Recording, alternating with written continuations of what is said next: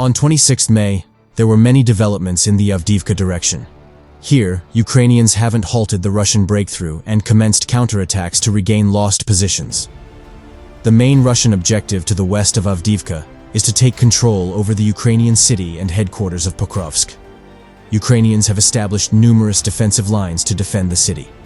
As Russians had taken huge losses in attacking the Ukrainian lines head-on, they attempted to utilize their breakthrough near Okharatine to outflank the Ukrainian defenses and collapse the front line. Over the past month, Russian forces have leveraged their breakthrough near Okharatine to take control over as many settlements as possible.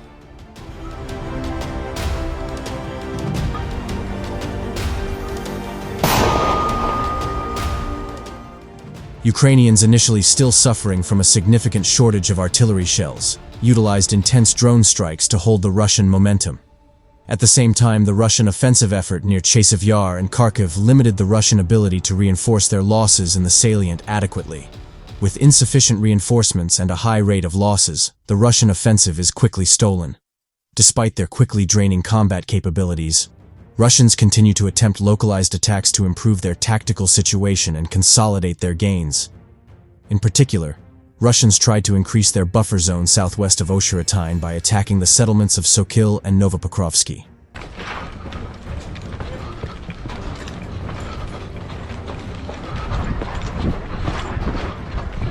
Towards Novopokrovsky, Russian infantry assault groups advanced through the tree lines with the support of numerous tanks.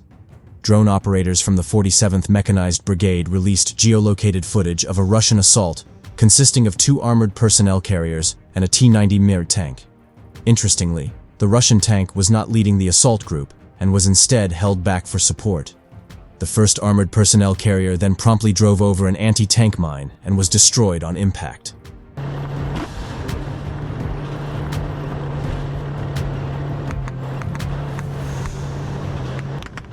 Russian infantry on the 2nd Armored Transport then quickly dismounted and attempted to take cover while Ukrainian artillery opened fire on their positions. The Russian assault quickly devolved into chaos as the supporting tank turned around to escape from the Ukrainian artillery barrage. During its retreat, the tank was hit by an FPV drone, disabling it as the crew fled to safety. Footage from a second observation drone shows how another Russian tank was sent into the settlement to support the Russian infantry.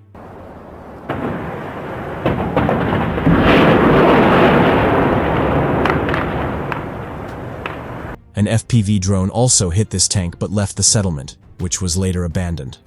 Astonishingly, Russians sent a think tank into the village, which also quickly turned around as soon as Ukrainian artillery shells started exploding near it.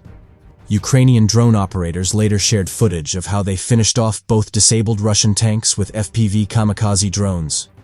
The Russian attacks towards Sokil went similarly. Russian assault groups transported by armored personnel carriers attacked the settlement of Sokil.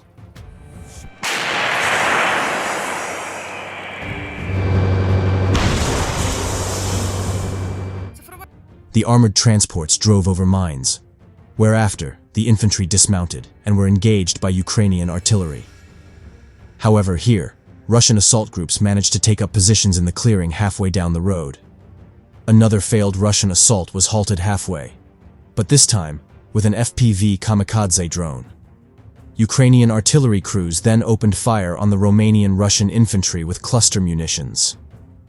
Ukrainians also deployed a Bradley infantry fighting vehicle to finish off the Russian vehicle together with the infantry.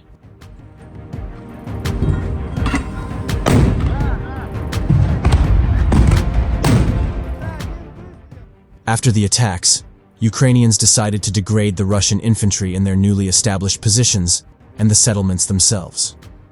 Geolocated footage shows how Ukrainian drone operators intensely targeted Russian infantry with FPV kamikaze drones during the day, and drones dropped grenades at night. Ukrainians also detected a large group of infantry moving into one of the houses to take shelter there. Ukrainians later detected many more of these shelters and equipped their FPV drones with heavy explosives to effectively collapse and destroy these buildings.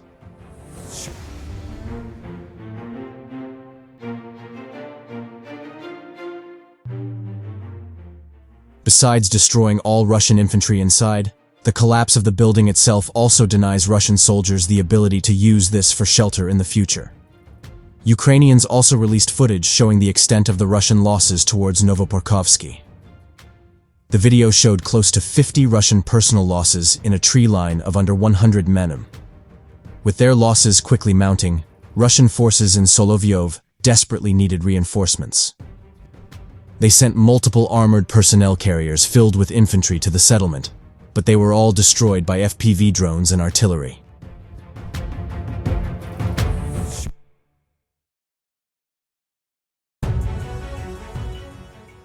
After Russian forces in the area were severely weakened, Ukrainians started carefully probing the Russian defenses for weak spots.